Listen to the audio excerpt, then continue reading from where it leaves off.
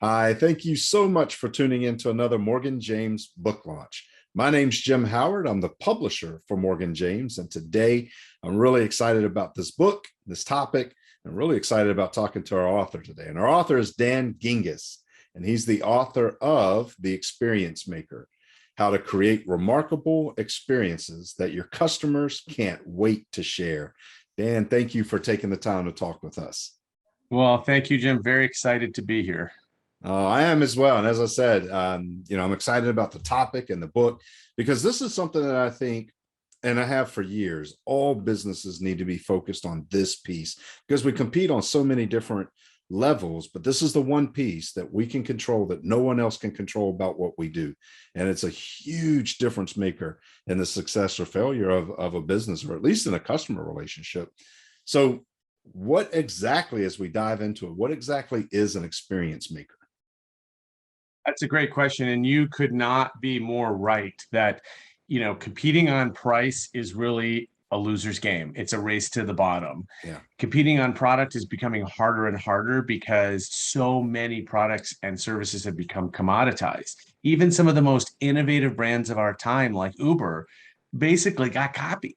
And so if Uber can get copied, your company can get copied. And if you can't compete on product and you can't compete on price, what's left? It's experience. And as you said, experience is that one thing that you can do differently than anybody else, mostly because customer experience is delivered by your employees, your human beings, and you have unique human beings. No one else has your humans at your company. And that's what I mean when I talk about an experience maker. The person at a company who is wearing that customer hat, who is focused on the customer in everything that they do, who's making business decisions not just based on profit, but based on what's right for the customer, that has a long-term view, that's willing to lose money on a single transaction in order to make money in the long term with the relationship. And that's what an experience maker does. And the book teaches you how to do that in really simple ways, because one of the things that makes me different in this space is I worked in corporate America for 20 plus years. So I've been in the seat of many of my readers, trying to get things approved through legal, trying to get budget, trying to get my boss to say yes, going through red tape. And so all of the examples and the storytelling that I do in the book, I applied this filter where all of the examples have to be simple, practical, and inexpensive. And when you see these examples, the idea is you're supposed to read them and say, wow, we could do this. And I could do this tomorrow without even asking anybody. I could just do it. I'm empowered to do this. And that's what I want people to get out of this book, is I want them to go back to work the next day with lots of creative ideas that they feel like they can implement themselves to improve the experience. Oh, that's outstanding. And I'm going to sidetrack here just for a second, but I think, if you look at the way things are now coming out of this pandemic, we've seen a lot of changes in business and a lot of changeover in business. So it's almost like right now is such a perfect time for this book, because I think companies, they could be more focused on it. They could be lost in the shuffle, and they may be having a difficult time bringing new employees up to speed on how to deliver experience. But do you think this book is extremely, or not, maybe not extremely, but do you think it's maybe a little bit more pertinent today than even it would have been 6 months to a year ago? I got to give all credit to you guys at Morgan James, because you guys picked the release date. And I'm not positive that you knew that this was going to be perfect timing at the time, but I'm going to give you credit for it anyway. Because yes, I do think this is the perfect time. The pandemic really shone a bright light on customer experience and on employee experience. As consumers, we were loyal to the companies that were there for us in the darkest time, when we needed them the most. And the companies that were there for us, we're going to be loyal to them forever. And also, we noticed the companies that weren't there for us. And most of the time, what we saw during the pandemic is customers were switching brands like never before, because A, it's really easy to switch brands, let's be honest, in most cases. And B, they were quickly identifying the companies that were there for them and the companies that weren't. And we saw this so early on in the pandemic. I just want to give you an example. right when the pandemic started, we got our email boxes were filled up with emails from pretty much every company that ever had our email address. And they all said the same thing. We are enhancing our cleaning procedures. And if you'd like more information about this pandemic, please visit the CDC website. I mean, how many times were you directed to the same CDC website, right? Yeah. Then I got an email from Charles Schwab. Charles Schwab's been my brokerage firm for 20 plus years. The Charles Schwab email was completely different. It said, "Dear Dan, we know that during this difficult time, especially with a hectic stock market, you must be really worried about investing. And so we have tools for you to help you get through a difficult time in the market. And here are those tools, and we're always here for you." Now, that is exactly what I wanted to hear from Charles Schwab, because they understood how I was feeling. You bet I was worried about the stock market. You bet I was concerned, financially. And they knew that, and they came at me with something that was useful and helpful and showed me that they were there for me. I don't give a hoot if they're cleaning their offices any better, right? It's just not important to me. But what was important to me was that I had these tools to help me navigate through, difficult waters. So that's an example of a company that got it, that really understood, hey, this is a different kind of time. We got to act differently to be there for our customers. I love that. I absolutely love that. I love what you said too about it's easy to switch brands, right? And I think sometimes as companies, we forget that even if we become that number one choice, we think we've made it and we think there's no way our customers are leaving because we're that number one choice. But instead, companies need to consider the fact that they are the number one choice means there are other choices. And sometimes we lose sight of that. And it's easy to fall into those roles of we're just going to continue to do the things we've always done and the way we've always done it. There's always somebody else who's willing to say something new, offer something different, treat somebody a little different, and you can lose that interest really quick. So, and I think you're right. The pandemic certainly showed some of that as we've seen this unfold for sure. So what makes you uniquely qualified to write about customer experience and specifically becoming an experience maker? Well, as I said, I spent a lot of time in corporate America. And although I was a marketer for much of it, I evolved into roles around customer experience. And this is where I became really passionate about it because I saw the power of it. I really personally felt so powerful because I had this ability to change how customers perceived our brand and how they experienced our brand. And what I noticed really quickly was that the changes that I was making were not particularly difficult or complex. They didn't take a lot of coding time. They weren't expensive. And B, I could very easily track through things like customer satisfaction scores, the impact of these changes. And really, I kind of look at myself, I still look at myself as living at the intersection of customer experience and marketing, because I do believe that customer experience is the best marketing. And that says a lot coming from a guy who spent most of his career in marketing, got a degree in marketing, et cetera. I would much rather focus on improving the customer experience than on working on yet another email campaign or social media campaign or whatever it is that at some point I just got bored of, which is part of why I left corporate America. And so I do think that real experience helps me come at this from a perspective where, again, I am suggesting things that I know work because I've done them or I've seen them work with other companies. I am never in this book going to suggest that you take your best clients and treat them to a private fireworks show with a live concert by Bruce Springsteen in the background, right? It's a great idea. It's a memorable experience, but not one of the readers of this book is going to be able to afford that, right? And so I'm not going to suggest that to them. And yet when you read about customer experience, that's a lot of you read about surprise and delight and, we got to do things that are so crazy and different. No, you actually just have to be, as I talk about in the book, a little bit better than ordinary. And one of the concepts in the book is about being extraordinary. And extraordinary does not mean shooting off fireworks. It just means being better than average. And the truth is that the vast majority of the experiences that we have as consumers are average. And you know what people don't talk about? Average experiences. So if we want to get them to talk about it, we got to be better than average. The other thing that I would say that makes me qualified is I am a believer that just because I'm the one that wrote the book or I'm the one talking on stage, that you don't need to believe me, which is why my method for teaching is storytelling. And I will share in this book dozens and dozens of real life examples across industries, different size companies, B2C, B2B, all sorts of companies doing the things I'm talking about and being successful. So you don't have to believe me. You just have to look at all these companies having success doing this and then be inspired to do it at your own business. Yeah, and you learn so much more by seeing stories of, or hearing stories, or going through stories of someone else who's done it, seen a result, good or bad, but seen that effect and been able to move around, through, over, or because of it. And then you can apply that. And a lot of times we see similarities in ourselves and other people's, and we get those shifts in our thinking that allow us to move in those different directions. So it certainly sounds to me like every type of business, big business, small business, startups, existing companies, really are going to benefit from what you share in the book. So what do you think the impact on businesses will be when owners and managers start to read this book and apply what you're teaching? Well, you're absolutely right. And I don't say this just because I want more people to buy the book. Every company should be concerned about customer experience.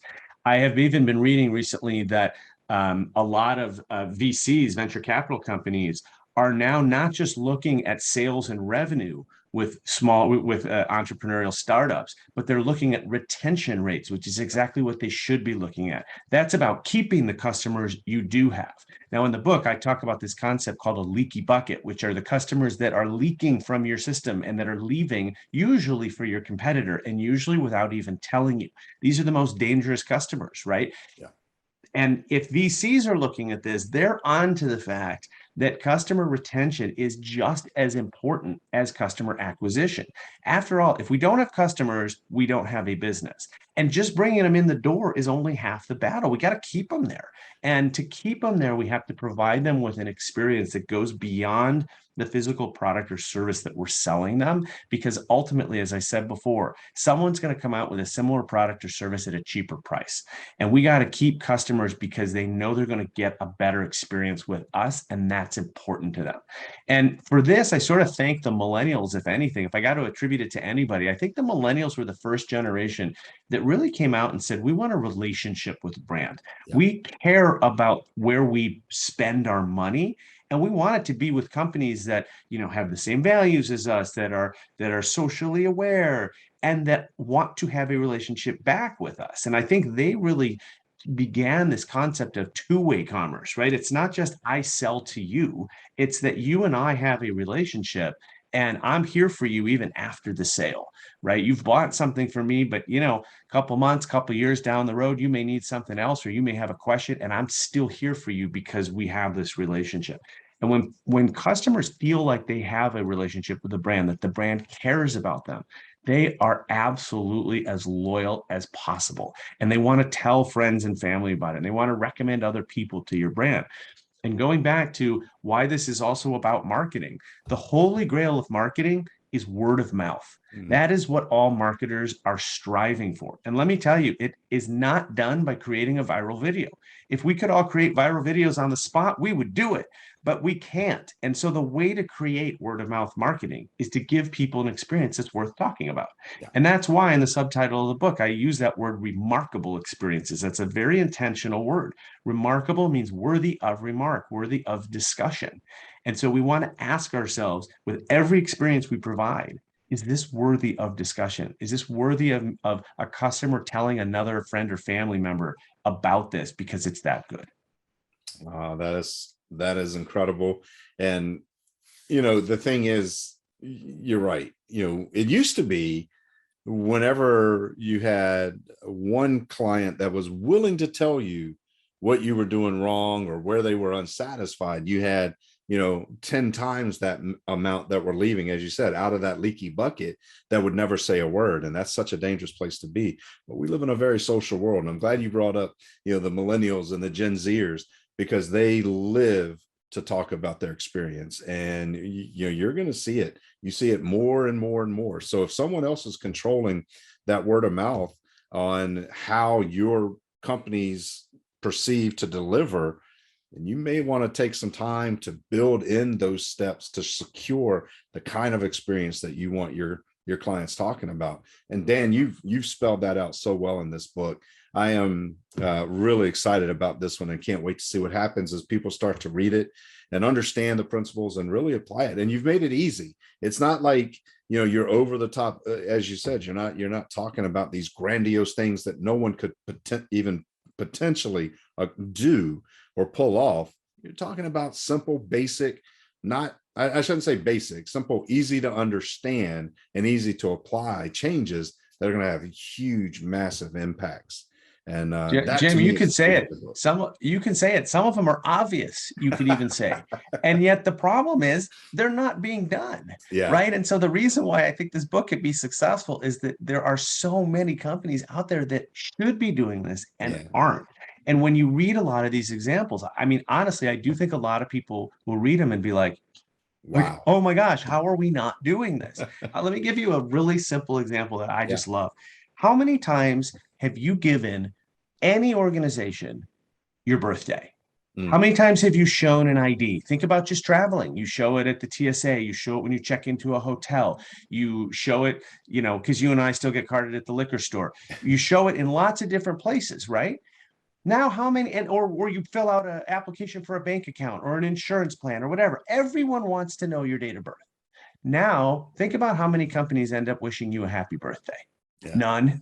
Very, very few. Very few. Right? So we collect this data and then we don't do anything with it when it's such an obvious opportunity to make a connection with a customer. Who doesn't like to be wished a happy birthday, right? And it's so easy. You don't have to send them a $500 gift. You know, you could just send them an email if you want. It's free. But the fact that they recognize it stands out because no one does it. Yeah, it's such an amazing touch point. And it just shows that person, hey, they really care. They're talking to me directly, one-on-one. And that's something nobody else is going to do, but everybody should do. Exactly. So, Dan, I know people watching this today, because so many of the people who follow us and follow our books and publish with us, you know, they're all entrepreneurs, they're all business minded. So they have a business, or they're starting a business, or they've grown a business. So I know that this topic is going to be super interesting to them. And just what you shared today, what little bit you share today could make an impact on somebody's business already. So I can't imagine what's going to happen once they actually get a copy of the book. But I know our listeners and viewers are going to want to connect with you as well and find out more about what you're doing, find out more about the book. So what's the best way for someone watching now to connect with you? Sure. Well, on the book, you can go to theexperiencemakerbook.com and learn all about it and pre-order there as well. And there's some bonuses for pre-ordering, which are very valuable that I think you'll like, and they're instant bonuses. You can connect with me at dangingiss.com, on Twitter at dgingiss. I'm very active on LinkedIn, and I love talking with people. I practice what I preach. One of the aspects of the book is about being responsive. I think you will find me to be very responsive. I love answering questions and engaging back with people and connecting. So please do reach out. And certainly if you have questions or comments or compliments, I'll take them all. Awesome. Especially those compliments. We like those compliments. Awesome. Well, folks, you can get a copy of Dan's book anywhere books are sold. So I encourage you to do so. If you have a business, it doesn't matter if that business is a startup, an entrepreneurial venture, small business, or a large business. Customer experience is crucial. I've talked about business and marketing and branding for over 30 years. And I know one of the key points that I'll always come back to is it doesn't matter how good you are at delivering your product. It doesn't matter how cheap you are. It doesn't matter how many clients you can get in the front door. What matters is how you can make every single one of your clients so happy they can't wait to tell their friends about you and what you do, because that's how your business grows long term. That's how your business succeeds. So customer experience is crucial. And Dan's book, The Experience Maker, for me, just spells it out so clear and makes it so easy. All you've got to do is read it and apply it. And you're going to, I'd love that, Dan, you admitted you're going to get some of those aha moments, but those aha moments are ahas because you're not doing them. And now it's time to take action. So Dan, thank you for sharing your wisdom and your knowledge and experience in the book and letting people understand how they can build that customer experience for themselves. And thank you for coming along today to talk with us and share with our audience. Well, thank you, Jim, and thank you to Morgan James for believing in me and supporting the book. And I'm super excited for it. And thanks for having me on the show. Outstanding. And thank you guys out there for watching as well. And we hope to see you on our next one. So until then, get a copy of Dan's book, The Experience Maker, and start applying what you learned to your company today.